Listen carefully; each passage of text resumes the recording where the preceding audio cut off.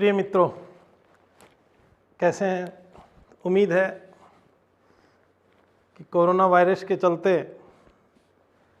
आप लोग घर में सुरक्षित होंगे। और जैसा कि समाचार पत्रों और इलेक्ट्रॉनिक मीडिया से पता चलता है कि कई लोग जो हैं अभी भी अपने आप को क्वारंटाइन नहीं कर रहे हैं, तो उम्मीद है आप लोग इस संकट की घड़ी में कंधे से कंधा मिला के राष्ट्र का साथ देंगे। और इसी कड़ी के बीच हम अपनी राजस्थानी कला और संस्कृति के अंतर्गत एक नवीन अध्याय देवियाँ, लोक देवियाँ प्रारंभ करने जा रहे हैं। लोक देवियाँ।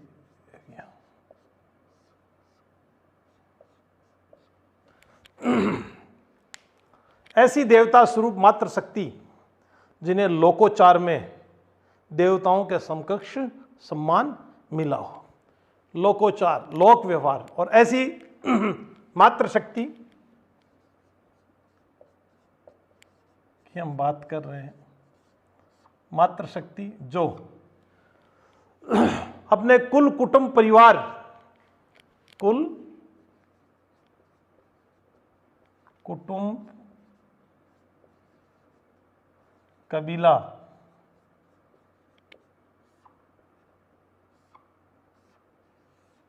कि कोई भी कन्या अगर कभी समय रहते वक्त से पहले सती हो जाती हैं, क्या बालिका वध हो जाता है, और जिसके कारण उन्हें एक विशेष श्रद्धा और आस्था से देखा जाता है, और वो क्या कहलाती हैं?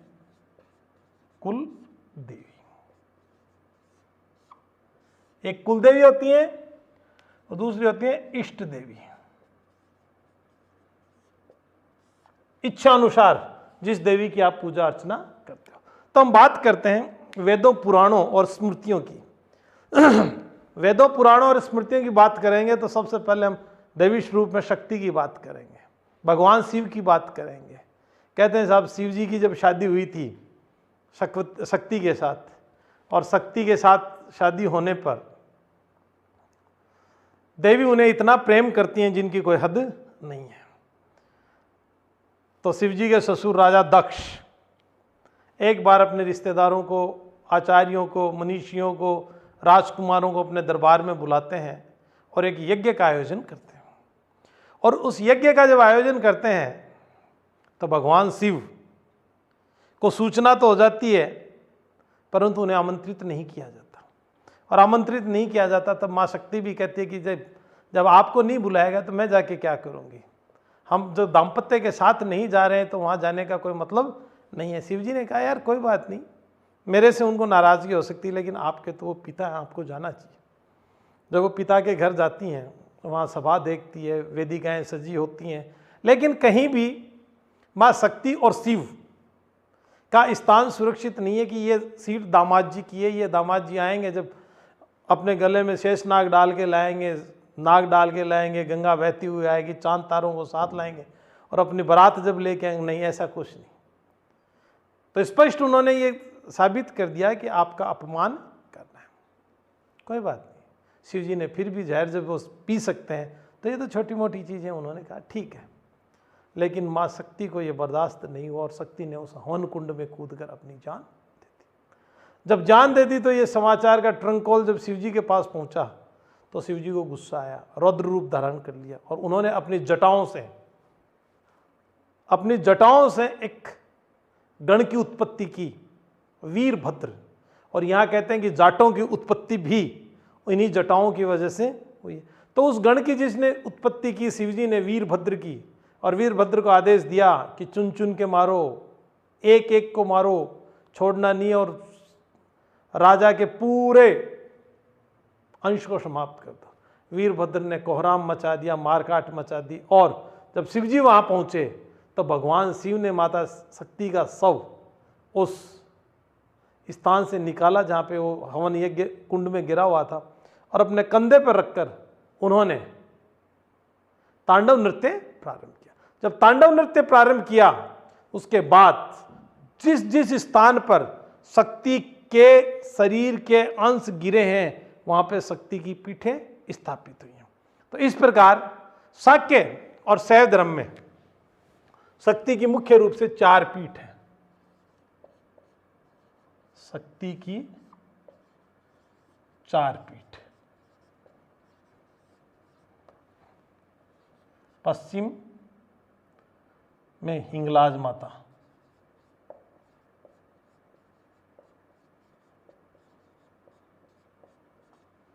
पूर्व में कामाख्या माता,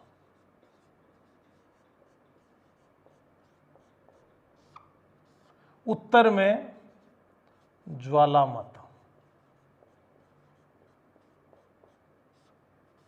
और दक्षिण में मीनाक्षी।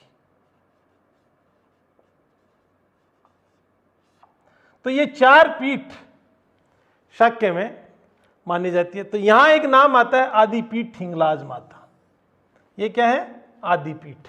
और आदिपीठ जब हिंगलाज माता की बात आती है तो यहां स्पष्ट है कि हिंगलाज माता जिस स्थान पर है वहां मां शक्ति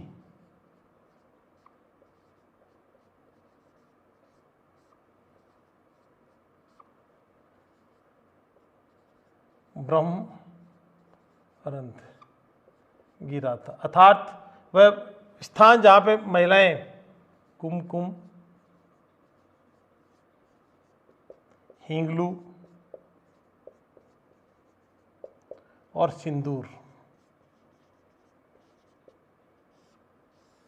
का वो स्थान जिसमें ये तीनों चीजें थी, वो जिस स्थान पे गिरा वहां पे किस शक्तिपीठ की स्थापना हुई? हिंगलाज माता की। हिंगलाज माता। अब हिंगलाज माता की जब आज वर्तमान समय में ये क्या है, उस समय तो आर्यावर्त में थी, आज बलूचिस्तान पाकिस्तान में। यहां एक अलग बात आती है कि चांगला मुसलमान, चांगला मुस्लिम संप्रदाय और चारण, दोनों समाज ही मां को समानांतर प्यार करते हैं, प्रेम करते हैं, मां में आस्था रखते हैं। और जब मां में आस्था रखती है तो चांगला मुस्लिमों के कारण इस माई को नाम चांगली मां भी हो गया। चांगली माता नाम क्या हो गया? चांगली माता। जब चांगली माता नाम हो गया, इधर चारण समाज, ये दोनों की बात आ गई, तो माई की मूर्ति की पूजा ब्रह्मचारिणी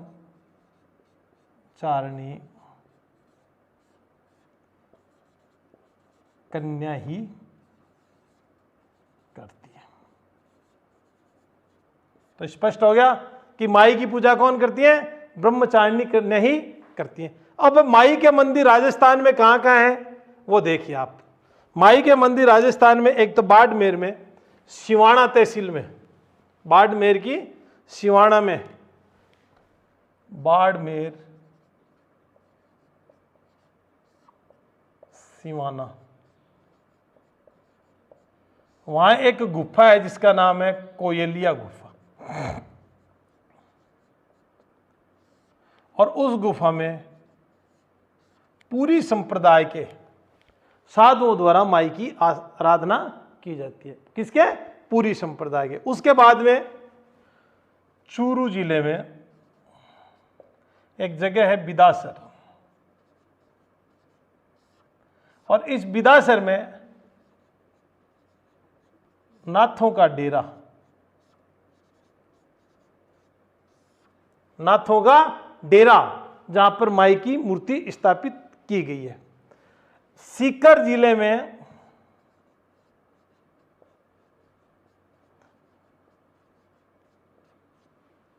फतेहपुर कस्बे में एक जगह है बुद्धगिरी मंडी, बुद्धगिरी जी की मंडी, वहां भी हिंगलाज माता का विग्रह है। और इस विग्रह की पूजा गिरी संप्रदाय के साधु करते हैं।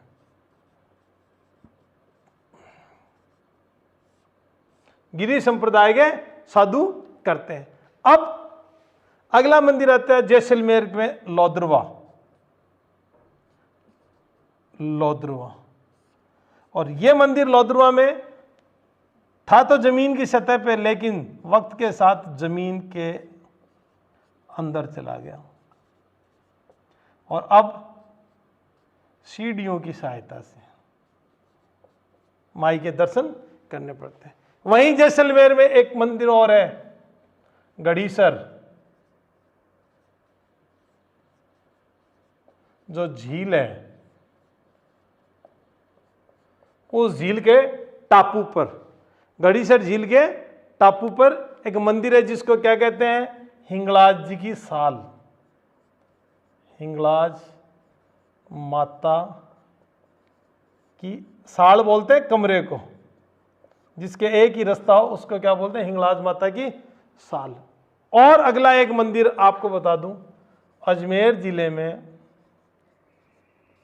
एक पंचायत समिति है अराई, अजमेर जिले की पंचायत समिति अराई में माता का मंदिर है और पुष्करना ब्राह्मण माता में विशेष श्रद्धा रखते हैं। तो मां शक्ति जहां ब्रह्मरंध्र जाके गिरा, जिसमें कुमकुम, हिंगलू और सिंदूर, मांग का जो क्षेत्र था, सिर का जो क्षेत्र था, जहां जाके गिरा वहां पर क्या, हिंगलाज माता अर्थात शक्तिपीठ हिंगलाज माता रखी गई। वहां पर चांगला मुस्लिम और चारणों की कुलदेवी है, ये दोनों इसकी बराबर श्रद्धा से पूजा अर्चना करते हैं। तो चांगलों के होने के कारण माता को क्या कहा, चांगली माता कहा गया, और चारणों के होने के कारण ये है ही कुलदेवी। अब यहाँ ब्रह्मचारिणी कन्याओं के, जो ब्रह्मचारी कन्या है वही माता की पूजा करती हैं। फिर यहाँ बाड़मेर के सिवाना में कोयलिया जो गुफा है, उस गुफा में मंदिर है माँ का, कोयलिया गुफा, जहाँ पे पूरी संप्रदाय के लोग माँ की पूजा करते हैं। चूरू बिदासर में नाथों का डेरा है, वहाँ पर माई का मंदिर। सीकर जिले में फतेहपुर कस्बे में बुद्धगिरी की मंडी है, जहाँ पर माई का विग्रह, जिसकी किसके द्वारा, गिरी संप्रदाय के द्वारा पूजा की जाती है। और लोद्रवा जहाँ पे मंदिर हिंगलाज माता का, लेकिन वो जमीन की पहले तो था सतह पर, लेकिन वक्त के साथ वो धरातल के अंदर चला, वहाँ सीढ़ियों से नीचे उतरना पड़ता है। और गढ़ीसर झील, झील में एक टापू है, टापू के ऊपर हिंगलाज माता की साल बनाई गई। और एक मंदिर है अजमेर की पंचायत समिति अराई, अराई में हिंगलाज माता का मंदिर है। यहाँ विशेष रूप से हम कहेंगे पुष्करना समाज में माँ का विशेष आराध्य है, इष्ट है, और चारण और चांगला मुसलमानों की ये कुलदेवी है। तो इस प्रकार हम कह सकते हैं कि हिंगलाज माता जो पाकिस्तान में है, लेकिन आज भी आस्था हिंदुस्तान में उतनी है जितनी की किसी जमाने में रही माता।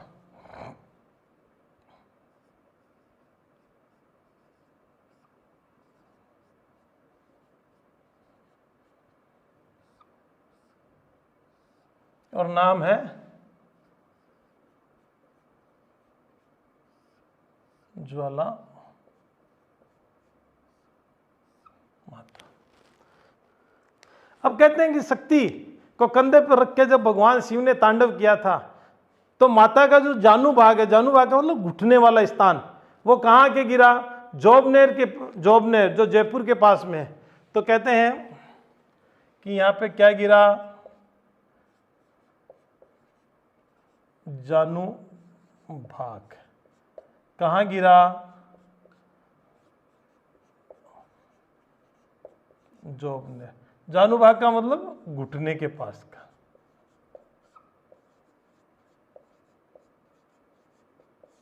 घुटने के पास का। और ये जब जानु भाग यहां गिरा तो इसकी स्थापना जोबनेर पर्वत के ऊपर ज्वाला माता के रूप में की गई। और ये किसकी कुलदेवी है, खंगारोत।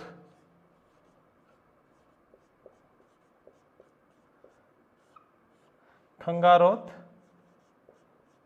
समाज की कुलदेवी है। और इसका जोबनेर पर्वत के ऊपर मंदिर है। और इस मंदिर में जाने के लिए एक पोल बनाया गया था और इसकी एक जनश्रुति की कहानी भी है कि 1641 में अजमेर सेना के शाही सेना मोहम्मद मुराद, जिसका नाम लाल बेग था, मोहम्मद मुराद अजमेर की सेना कौन थे? अजमेर की शाही सेना मोहम्मद मुराद, जिसका नाम लाल बेग भी था। और जोबनेर के शासक थे जैत्र सिंह। जोबनेर के शासक थे जैत्र सिंह। और जैत्र सिंह युद्ध में स्थिति पतली हो गई थी जैत्र सिंह की, और जय स्थिति पतली हुई तो साहब ज्वाला माता ने दर्शन किया और मधुमक्खियां, जहरीली मधुमक्खियां भेज दी। और जय जहरीली मधुमक्खियां भेजी तो ये मुराद जो लाल बेग था ये युद्ध मैदान छोड़ के भग गया। और इतना ही नहीं, आज भी ज्वाला माता के मंदिर में इस लाल बेग का नौबत नगारा वहीं पड़ा हुआ है। तो कहते हैं जनश्रुति, मां ने जब अपना पर्चा दिखाया तो मधुमक्खियों ने किया प्रहार, और प्रहार कहा तो ये जो मुस्लिम सेना थी मोहम्मद मुराद और लाल बेग के नेतृत्व में छोड़ के भग गई, और अपना नौबत बाजा जो है वो भी छोड़ के भग गया। तब यहां एक माता के मंदिर में जाने के लिए दरवाजा बनाया गया था जिसका नाम है ज्वाला पोल, ज्वाला पोल। और कहते हैं कि माता जो है वो किसके? खंगार, राव खंगार के सपनों में आई थी, और सपनों में आके उसने बताया था कि इस मंदिर का निर्माण इस पहाड़ी के ऊपर बनाओ। तो यहाँ ज्वाला पोल जो है माँ के मंदिर में जाने के लिए बनाया गया। जनश्रुति के आधार पर भगवान शिव की पत्नी शक्ति जो है उनके जानू घुटने के पास का भाग जयपुर के पास जोबनेर नामक स्थान पर गिरा था, जहाँ पे ज्वाला माता का मंदिर बनाया गया, जो खंगारोत समाज की कुलदेवी है। और वो अपने राव खंगार के सपनों में आई थी कि मेरा मंदिर यहाँ बनाना चाहिए। तो यहाँ कौन? मोहम्मद मुराद, लाल बेग, जिसका मुकाबला किससे है? जोबनेर के शासक जैत्र सिंह से। जोबनेर के शासक जैत्र सिंह से जब मुकाबला हो रहा था, जैत्र सिंह हारता हुआ नजर आया, माता को याद किया, माता ने मधुमक्खियों की सेना भेज दी जहरीली, और लाल बेग युद्ध मैदान को छोड़ के 9-11 हो गया। और छोड़ के तो गया जो गया, अपना नौबत नगारा भी वहीं छोड़ के चला गया। इस प्रकार ज्वाला माता की बात करते हैं। अब इसके बाद आता है एक नाम जमवाई माता। जमवाई माता, और जमवाई माता जयपुर राजघराने की कुलदेवी है।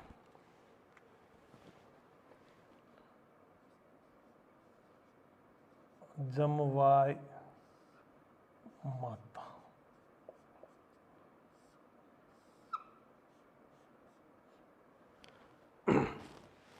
कहते हैं कि कुशवा वंश पहले जयपुर के आसपास का क्षेत्र था जिसका नाम था ढूंढाड़,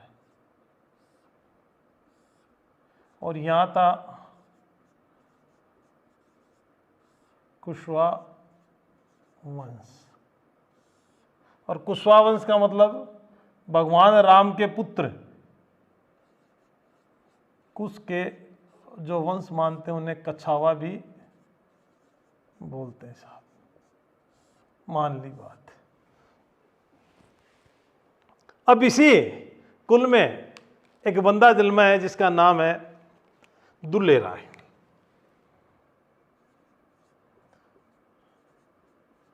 दुल्ले राय, दुल्ले राय भी है, उसका नाम डोला भी है,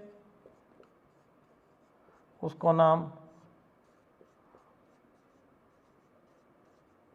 तेजकरण भी है। दुल्ले राय इतना खूबसूरत था, दूल्हे के जैसा लगता था, इसलिए उसको दुल्ले राय कहते हैं। ढोला, ढोला और मरवणी की जो कथा है वो इन्हीं से संबंध रखती है, क्योंकि 3 साल का था तब इस तेजकरण का विवाह कर दिया था मारुणी के साथ, और मारुणी का नाम जो है वो है कुमकुम दे। तो इसकी शादी जो है वो किसके साथ होती है? चौहान शासक सालार की पुत्री। चौहान शासक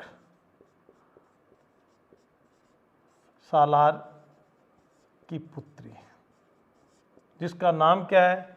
जिसको मारू भी कहते हैं, मारुणी भी कहते हैं, और उसका नाम है कुमकुमदेह।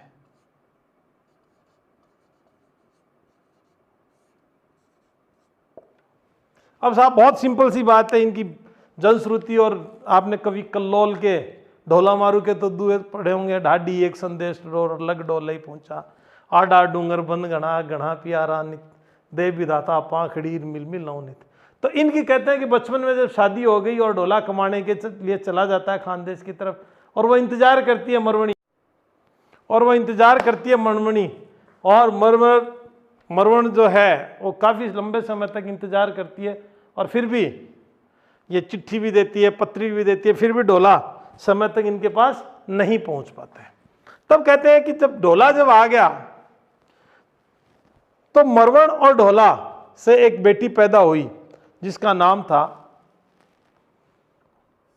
गुडवाई।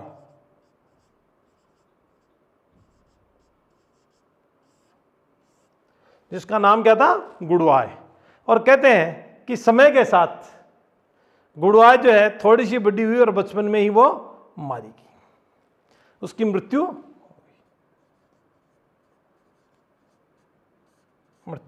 हो गई। जब मृत्यु होने के बाद में ढोला और मरवण की स्थिति विचित्र प्रकार की हो गई, तब कि सपने में इस ढोला को दर्शन आए कि मंदिर का निर्माण करवाओ आप मेरे लिए। तब ढोला ने,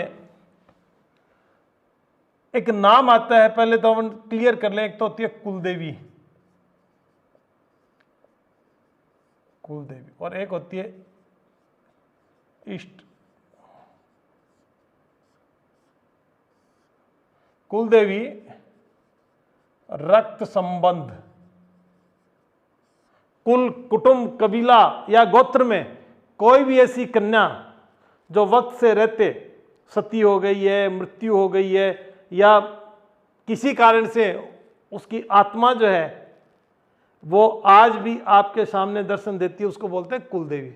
एक होती है इष्ट देवी, अपनी इच्छा से आपने जिसको अपना इष्ट चुना है, जिसकी आप आराधना करते हैं, वो है इष्ट देवी। तो गुडवाई की जब मृत्यु हो गई तब दूल्हे राय को सपना आया, और सपने में गुडवाई ने ये कहा कि आप मेरा मंदिर बनवाएं। तब यहाँ दो तीन चीजें आती हैं। पहली बात आती है ढूंढाड़, और ढूंढाड़ की राजधानी पहले कछवा वंश की राजधानी थी दौसा। दौसा से इन्होंने बनाई मांची, और मांची से कांकिल देव ने कहाँ बना दी?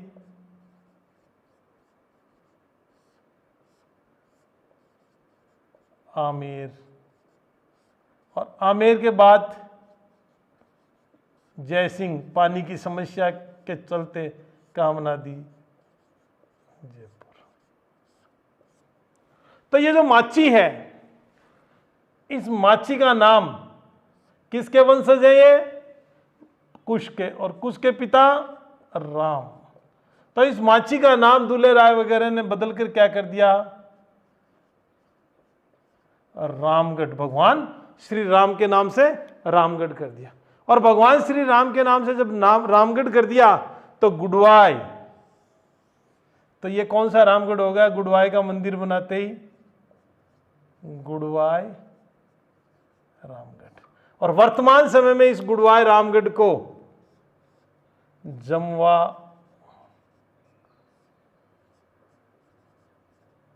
रामगढ़ के नाम से जानने लगे।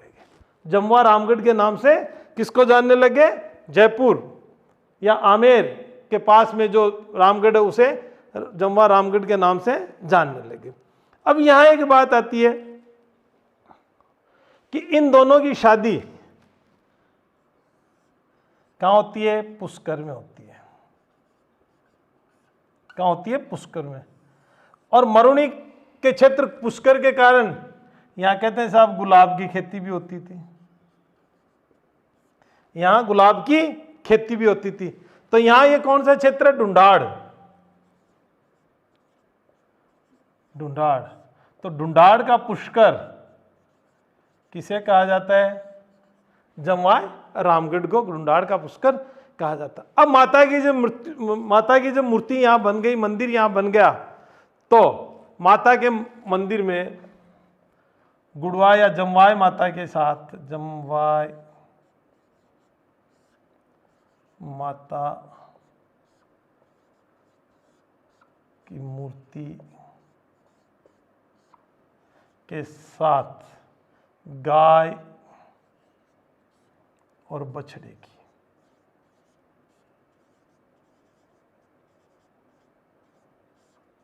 मां कैसी है? गाय और बछड़े के समान अपनी प्रजा से प्रेम करने वाली है, अपने कुल का उद्धार करने वाली है, इसलिए इसके साथ गाय और बछड़े की पूर्ति की गई है। और यहां पर दूसरी चीज, किसका भोग लगता है? भोजन का, अर्थात अन्न का। इसलिए इस माता को क्या कहा गया है? अन्नपूर्णा माता। तीसरी चीज, प्रतिभा देवी सिंह पाटिल,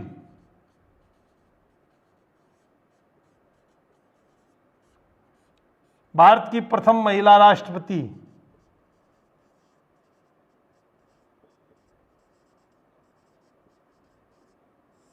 जब निर्वाचित हुई तो निर्वाचित होने के बाद में सबसे पहले कहाँ आई थी? इस मंदिर में दर्शन करने के लिए आई थी प्रतिभा पाटिल। यहां पर पशु बलि व दारू का निषेध है। यहां पशु बलि व दारू का बिल्कुल भी निषेध है। इस प्रकार कि जमवाय माता जो कुशवा वंश या भगवान कुश के वंशज हैं, जिन्हें कछावा भी कहते हैं, और भगवान राम के आधार पर जहां पर ये मांची थी इसकी राजधानी, इसका नाम क्या कर दिया गया? इन्होंने रामगढ़ कर दिया था। और गुड़वाय माता के मंदिर के कारण इसका नाम क्या कर दिया गया था? जमवाय रामगढ़। और मारू मरवणी और कुमकुम देव के साथ जब दूल्हे राय ढोला और तेजकरण का जब विवाह होता है तो कहाँ होता है? पुष्कर में। और पुष्कर उस समय गुलाब की खेती के लिए फेमस था, और यहाँ जो जमवाय रामगढ़ है ये भी गुलाब की खेती के लिए फेमस था। तो यहाँ क्या कहते हैं कि ढूंढाड़ का पुष्कर किसे कहा जाता है? जमवाय रामगढ़ को कहा जाता है। प्रतिभा देवी सिंह पाटिल द्वारा चुनाव में विजय होने के बाद सर्वप्रथम किस देवी के दर्शन किए गए? तो जमवाय माता के दर्शन रामगढ़ जयपुर में किए गए थे। तो इस प्रकार से जमवाय माता की बात कहते हैं। तो ढोला और मारू की पुत्री जिसका नाम गुड़वाय था, जिसकी मृत्यु हो जाती है, और मृत्यु के बाद ढोला के सपने में गुड़वाय आती है कि पापा मेरा एक मंदिर आप बनवाओ। तब ढोला उनका एक मंदिर बनाता है मांची में, और मांची का नाम भगवान राम के आधार पर क्या कर देते हैं? रामगढ़। और रामगढ़ में फिर और संशोधन कर देते हैं, किसका? गुड़वाय माता का मंदिर होने के कारण उसका नाम क्या हो जाता है?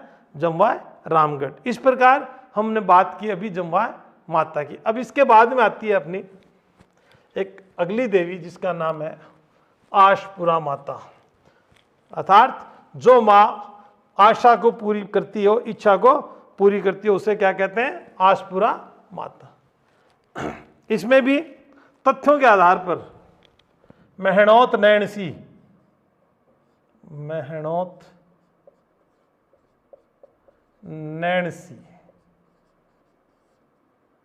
मारवाड़ की ये इंसाइक्लोपीडिया है, और माता का नाम है आशपुरा माता।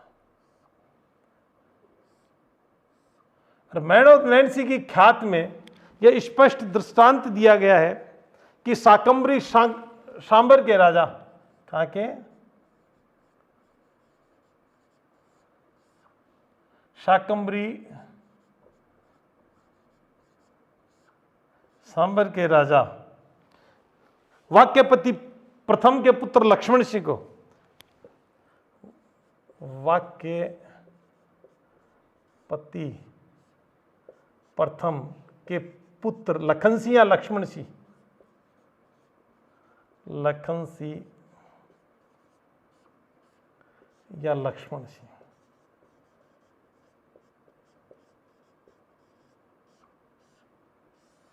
लखन सिंह या लक्ष्मण सिंह को। और मां आशा देवी ने दर्शन दिए रात को सपने में और कहा भाई तू एक काम कर, नाडोल पर आक्रमण कर दे, नाडोल पर आक्रमण कर दे। अब यह लखन सिंह था, इसकी पिंडियां थरथरा रही, माँ आप क्या कह रहे हो, सपना है सपना है सपना है। बोले मैं कह रही हूं तू चल। बोले मेरे पास ना शस्त्र है, ना सेना है, ना हाथी है, ना घोड़े हैं। बोले तू तो चल। साहब ये सपने की बात को मानकर घर से निकल गया और रास्ते में बोला माई मेरे पास घोड़े नहीं है। साहब घोड़े आ गए,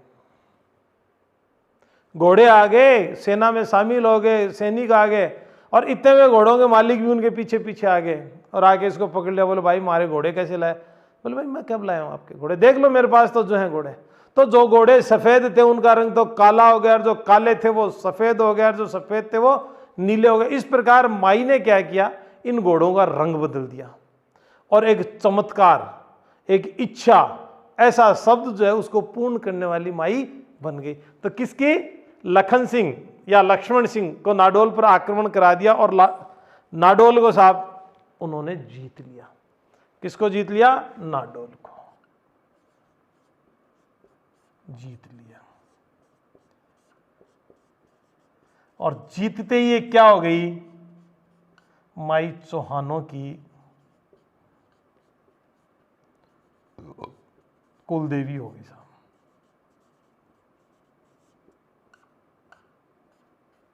माई क्या होगी?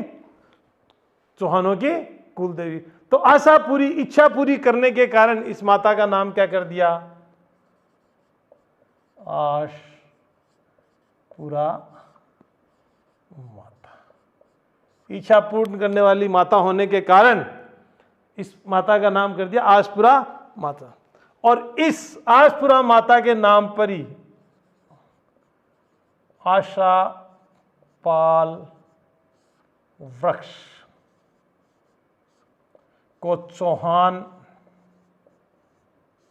ना तो काटते हैं, न तो काटते हैं और न जलाते हैं। तो क्या हो गया इनका? कुल वृक्ष। क्या हो गया? तो चौहानों का कुल वृक्ष क्या है? आशापाल वृक्ष। अब बढ़ोच से क्या नाम? बढ़ोच। तो विग्रहराज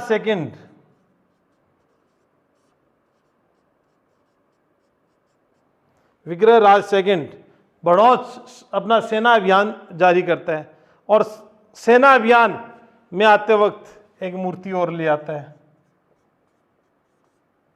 और इस मूर्ति को मोदरा या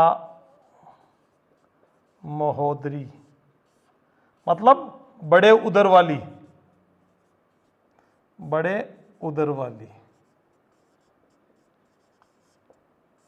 जिस माई का पेट बड़ा हो उसकी बात करते हैं। और माता का मंदिर जयपुर में सांभर के पास, सांभर जयपुर, एक पहाड़ी है जिसका नाम है आशपुरा